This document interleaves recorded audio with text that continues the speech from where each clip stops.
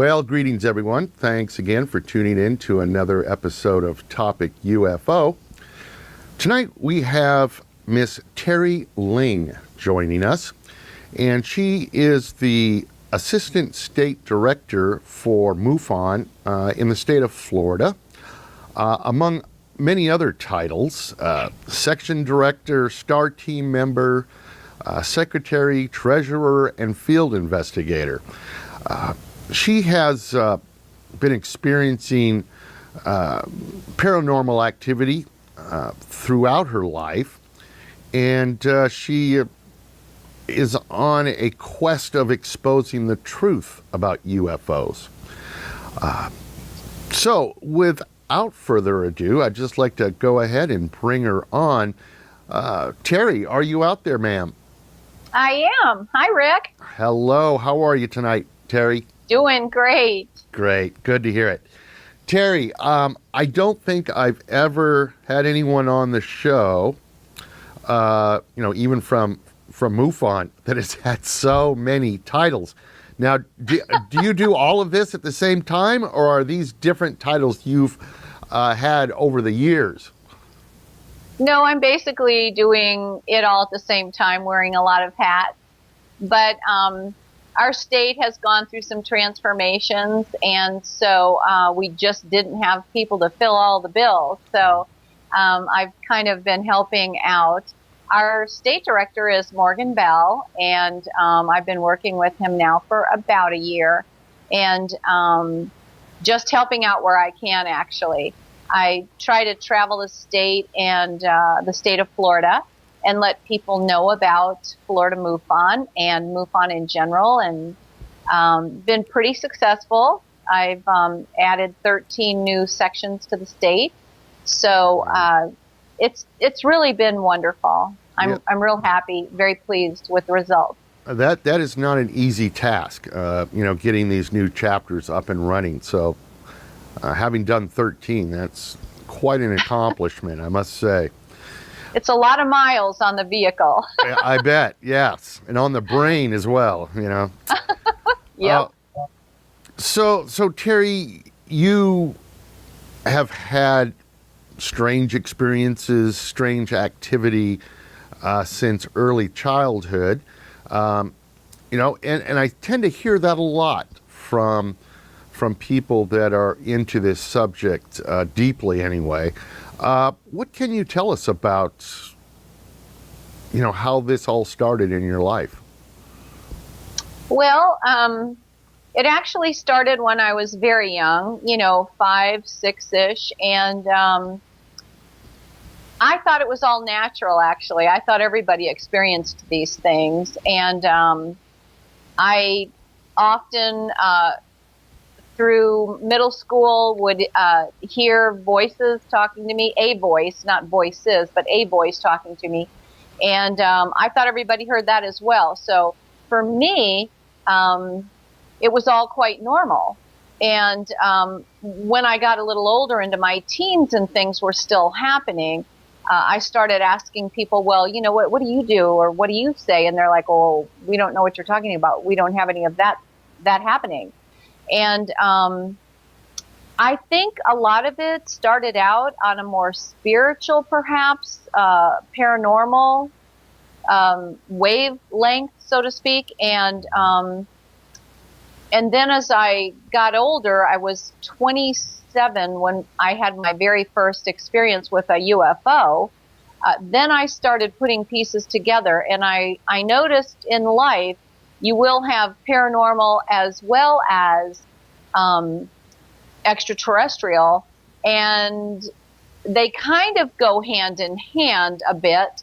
However, I have separated them. It's part of the MUFON philosophy that we don't mix the two. Right. That doesn't mean that it doesn't happen like that still in my life, but I do definitely at this point separate them both. So if there is a difference, and I understand you saying that they go hand in hand, because I've heard that stated a lot as well.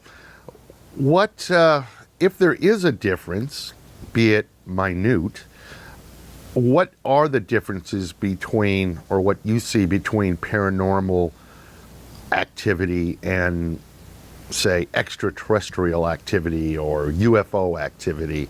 Is there a point that you can split those, or are they pretty much seen? Absolutely. Oh, really? Oh, please tell Yeah, us about absolutely.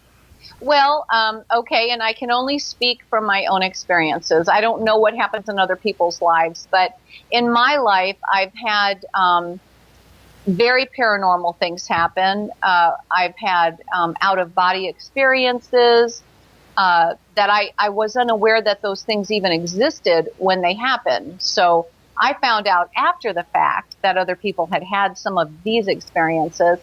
I've had angels appear. I have had visions. I've had night visions, dreams where I've, actually been sleeping and then wake up and have had spiritual things happening in my life. I have had what most people would call demonic experiences, where I have seen some very disturbing things and have had to deal with it, work through the fear and, all that it brought with it. I'm always trying to understand everything, see why, God would allow these things in my life. I am a spiritual person. I do believe we are spiritual beings on a human journey, and I've also had many extraterrestrial experiences. So for me, these things are, like I was saying, commonplace. I've experienced them my whole life, but you can tell if one is actually spiritual, if one is extraterrestrial, or if one is in the demonic range. And through all of that, I've learned quite a bit. And coming into MUFON, I actually was guided into MUFON, and not of my own doing. It was just something that came to me one day while I was sitting on the couch. I heard basically an audible voice say to me, get up and go report what has happened. And I did. I just was okay. And I got up and I went to the computer and I thought, well, how do I do that? And I just put in report a UFO, and MUFON came up. And that was the very first time I had ever had any exposure with MUFON. I didn't know who they were or anything about it. That was 2008. And I reported my first sighting, which I saw in 1979 when I was 27. And after reporting it, I didn't do anything with it at all. I just made the report. James Carrion called me. I spoke with him. Bland Pugh called me, who was also at the time the state director for Florida MUFON. And I didn't even know who those people were when they called. I just wrote their names down. Otherwise, I probably would have never remembered who it was. And after speaking with them, I didn't do anything again until 2010. And in 2010, I was sitting in my living room, and the same voice came to me and said, revisit the sighting that you reported. And I couldn't even really remember the name of MUFON, but I knew it started with an M, and I had created a little folder. I'm kind of a person that is organized that way. When I do something, I start a little folder. I keep track of what I'm doing, Mm-hmm. So I found my folder and typed in MUFON and went to the site again and noticed it said become a field investigator. So I thought, okay, I'll do that. So I paid my money to become a field investigator. They sent me the test. I took the test. I passed the test.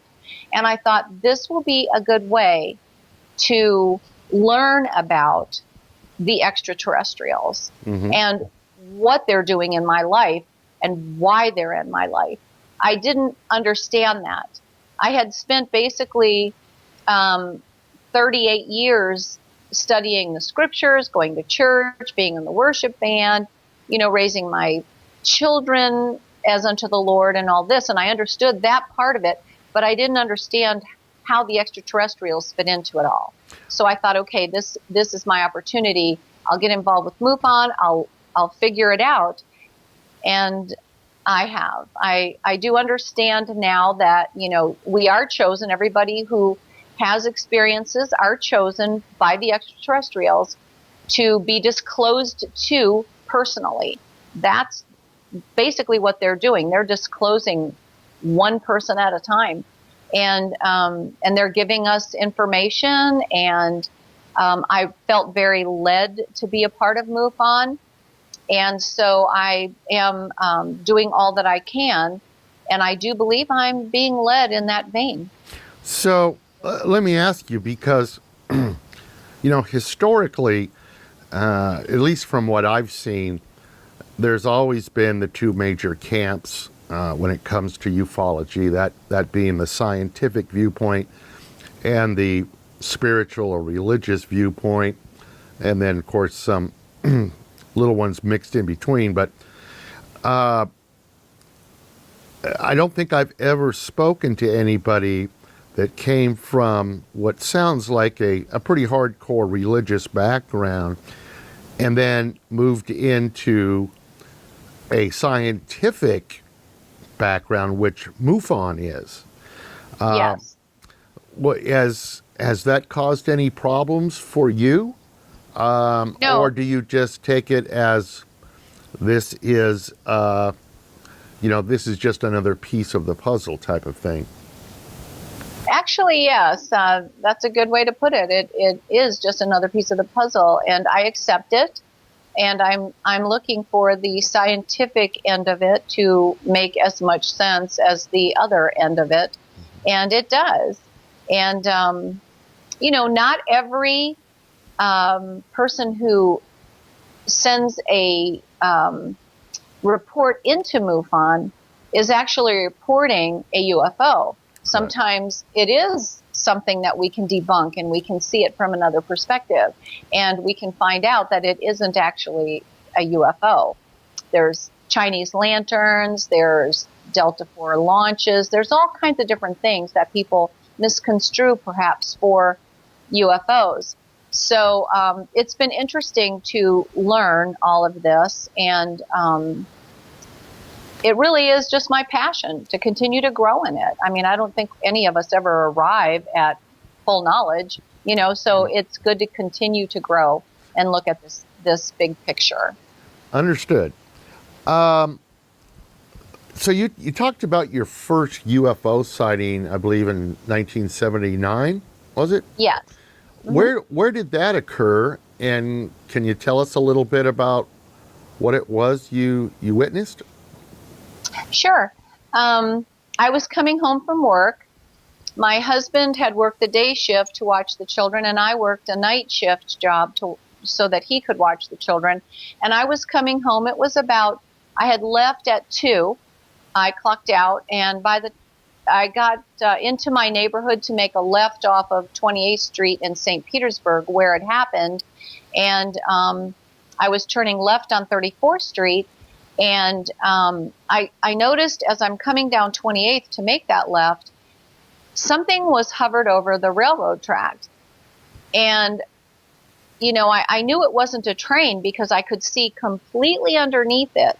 And so I thought, okay, it's too high for that to be a train. Trains aren't that high. And I got closer and closer and closer to it, and my car just shut off, and I was less than 200 feet from this. And I didn't believe in UFOs at the time, not at all. And so I just thought it was comic book information that was out there, I was a total unbeliever. And so seeing it was a bit difficult to wrap my mind around. And yet it was there, and it was absolutely beautiful. It was silver, pewter-ish. It looked like it was just one huge piece. It looked like if you touched it, it might move in, like it was maybe liquid. It seemed kind of biological. There was a blue light going along the side of it, just ever so slowly. And I don't know how long I sat in my car looking at that, but I remember saying to myself, don't get out of the car, don't get out of the car. And the next thing I knew, I was getting out of the car. And I had a little Honda Civic, so I was holding on to the door jamb and looking at it. And I kept thinking to myself, don't get any closer, don't get any closer. And the next thing I know, I was walking kind of around the car, and I was in the front of the car now. And I thought, what am I doing? Why am I doing this? I keep saying, don't do this. What is that? And I actually slapped myself a couple times. I'm like, gosh, am I really seeing this? Is this really happening? And I looked around a few times to see if there was anybody else seeing this with me. And I was alone in the middle of the street, standing outside of my car, and in full amazement at what I was seeing. And I didn't hear a single sound. I didn't see any of the leaves of the trees. There were palm trees. I didn't see any movement in the leaves. I didn't even hear the crickets. I mean, it was so quiet. It was almost like I was in some kind of a force field where I couldn't hear anything outside of my own voice and just viewing this beautiful ship. What shape were we talking about here? This was a typical, like, oval kind of a ship. Had a very small bump on the top of it, not a big one like you see some people draw. Right. And I didn't notice any windows. I didn't notice anything. It was just like one big piece of this pewter metal, whatever it was. And it just had this light going along the bottom of the ridge of it. And later, I went back and measured how long it was. It was 42 feet. And wide, I'm not sure. Not more than 8 feet wide, or maybe 10 feet, not wider than that. Of course, I couldn't measure that because it wasn't there, so I don't know. But I'm going from, pure memory on that. And as I stood there looking at this, and it was just hovered over the railroad tracks, I noticed over to the right, off of the ship, there was this light coming right at me, and it was a blue-white light. I'd never seen anything like that before, but just poof, it was just there. And so I was looking at the craft hovered, but then I'm looking over here, and there's this light. And in the light, I seem to be going towards that somehow. I don't remember walking over there at all.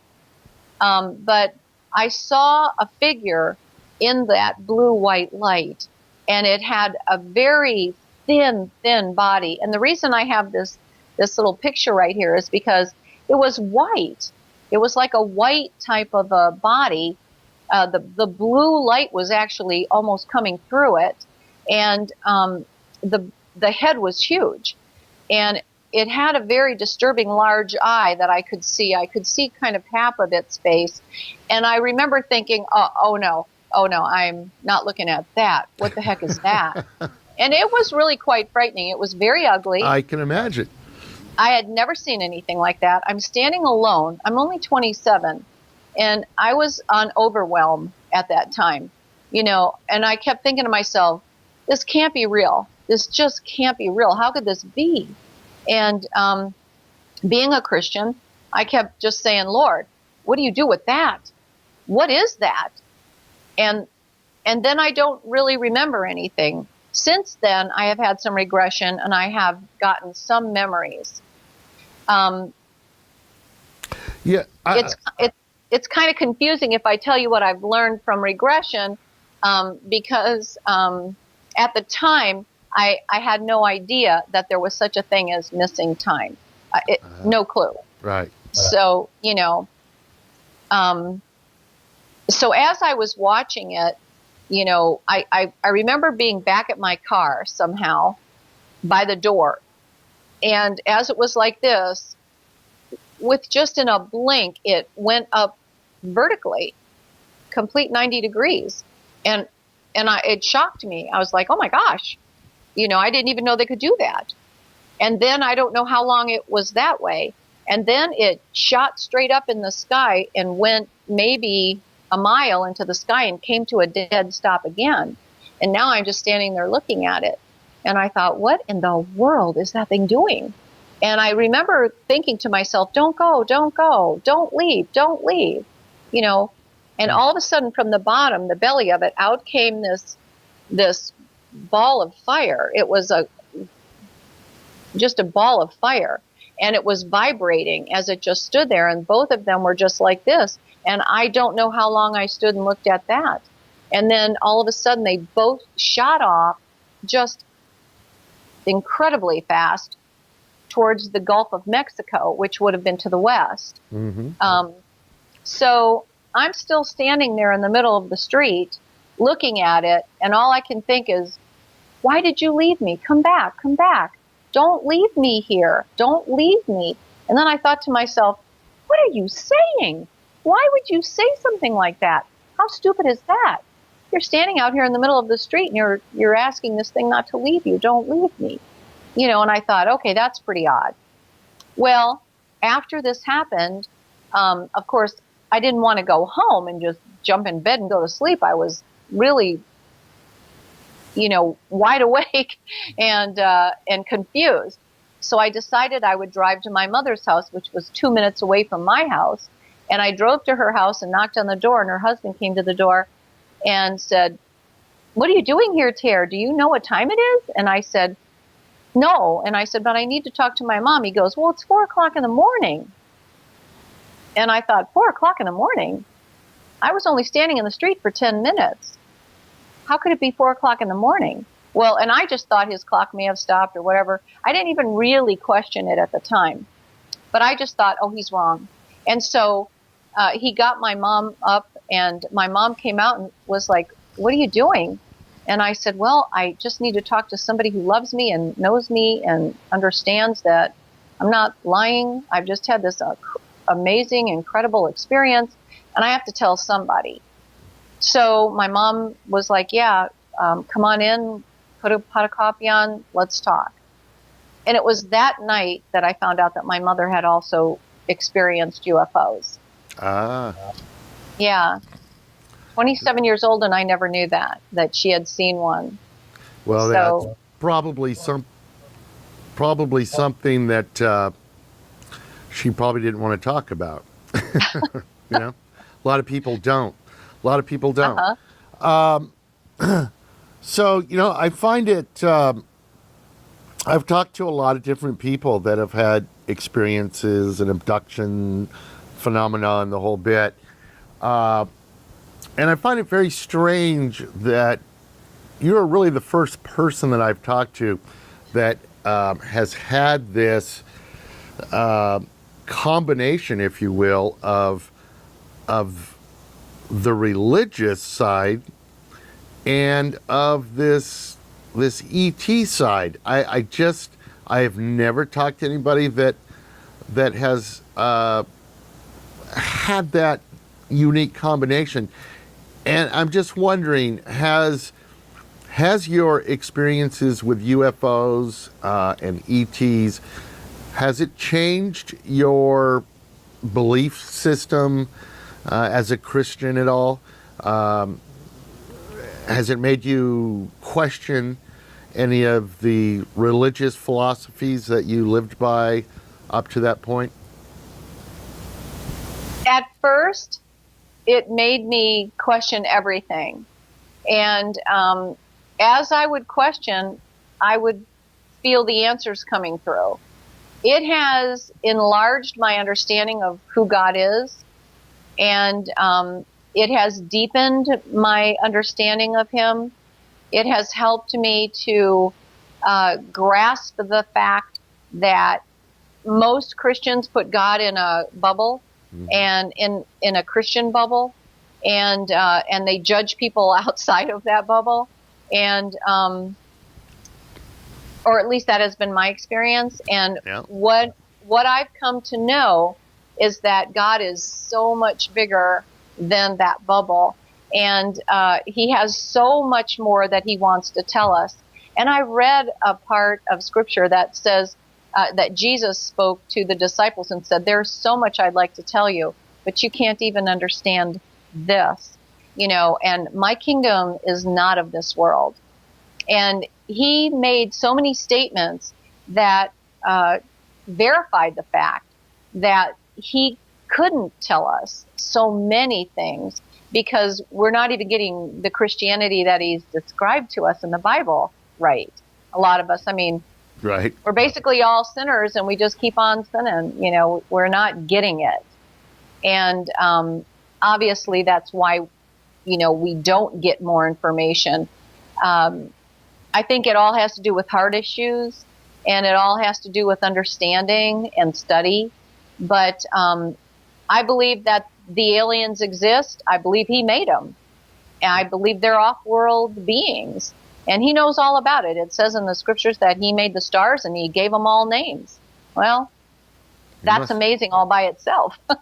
Right. I don't see why he couldn't have put some other little creatures here and there, huh? I just absolutely. don't. Yeah, I don't see what the big to do is. You know, it seems pretty simple to me. Exactly. Well, listen, we're just about getting down on time here, so I wanted to ask you, what is in your future? Are you speaking anywhere? Are you just continuing with your MUFON work right now? What's the future hold for Teri? Well, I'm working with Paula Harris on her next symposium, which will be in Chicago in May. And I am working with MUFON on a daily basis. I'm actually, 24/7 MUFON actually. And I speak probably 4 times a month at the different chapters within MUFON. And I am the founder of the current Tampa Bay MUFON, and I meet every month there. We have a nice group, a wonderful group of people that meet. And I bring speakers in. I'd love to have you come and talk sometime. That'd be great. And, just constantly out there and educating the public in Florida about MUFON and what we're doing. We have a meetup site, and that's meetup.com/Florida-MUFON. That's a free site that I pay for people to join. And we're just doing all kinds of things. We've got symposiums coming up, so that's great. No, that's awesome. It's nice that you can devote so much time and are willing to devote so much time to the cause, as they say. Well, I tell you, like I say, you are probably one of the most unique individuals I have spoken to. I've been doing this show now for almost 2 years. And, up till tonight, I've always, and I've said this on the show many times, that I've categorized people, when it comes to ufology, into these 2 major groups, scientific and religious. And you are the first person that seems to have brought those borders together. So I congratulate you on that. Very, very interesting. We'll definitely have to talk again and investigate that some more. Great. Looking forward to it. All right. Well, listen, Teri, it's been wonderful talking with you, and good luck on all of the things you do at MUFON there and the different chapters. And Thank you. We will definitely stay in touch. And if I'm ever down that way, I would be glad to stop by one of your meetings and say hello. Oh, that would be great. All right. Well, thank you so much for having me. Well, you're very welcome. It's been great talking to you. You're very welcome, Teri. And keep looking up, as they say, right? I was just going to say that to you. I beat you to it. You did.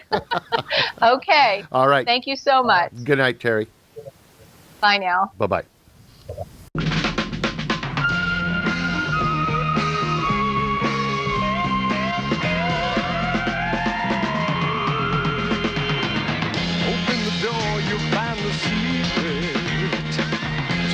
The answer is to keep it.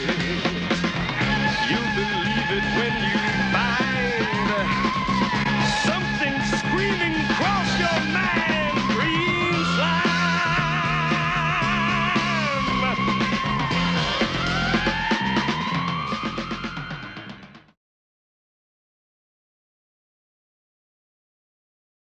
on a quest of exposing the truth about UFOs.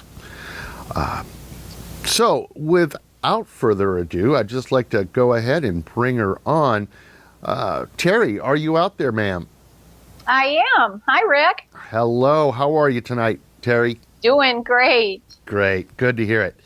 Teri, I don't think I've ever had anyone on the show, even from MUFON, that has had so many titles.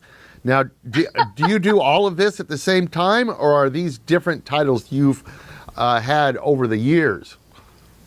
No, I'm based to the state, so it's really been wonderful. I'm real happy, very pleased with the results. That is not an easy task, getting these new chapters up and running. So, having done 13, that's quite an accomplishment, I must say.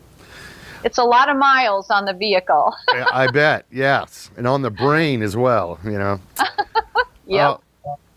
So Teri, you have had strange experiences, strange activity since early childhood. And I tend to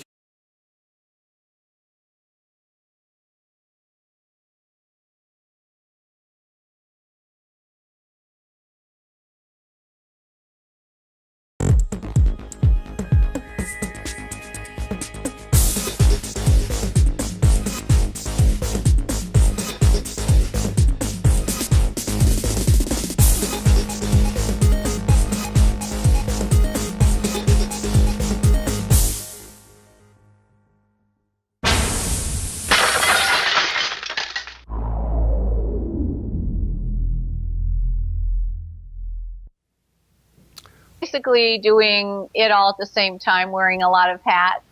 But our state has gone through some transformations, and so we just didn't have people to fill all the bills. So I've kind of been helping out. Our state director is Morgan Bell, and I've been working with him now for about a year, and just helping out where I can, actually. I try to travel the state and the state of Florida and let people know about Florida MUFON and MUFON in general, and been pretty successful. I've added 13 new sections. Well, greetings, everyone. Thanks again for tuning in to another episode of Topic UFO. Tonight we have Miss Teri Lynge joining us, and she is the Assistant State Director for MUFON in the state of Florida, among many other titles: Section Director, Star Team Member, Secretary, Treasurer, and Field Investigator. She has been experiencing paranormal activity throughout her life, and she is